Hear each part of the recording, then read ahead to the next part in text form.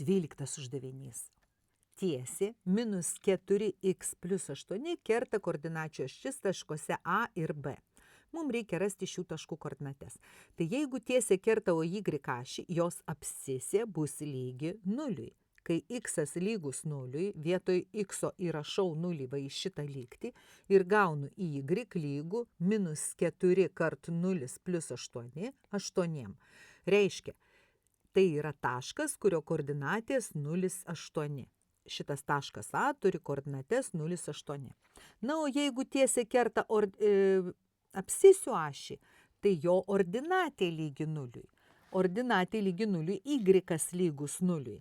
Tai ir kai y lygus nuliui, norėdama sužinoti, koks iksiukas, aš čia turiu vietoj y įrašyti nulį ir įspręsti štai tokią lygtelę. Gausiu aš 4x lygu 8 arba x lygu 2.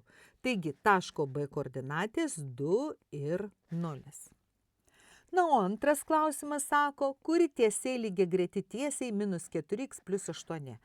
Mes žinome, kad tiesės lygiagrečios, kai vienodi jų krypčių koeficientai. Tai yra koeficientas prie x minus 4 turi būti. Žiūriu, čia nėra. Čia irgi nėra, prie x yra 8, va yra minus 4.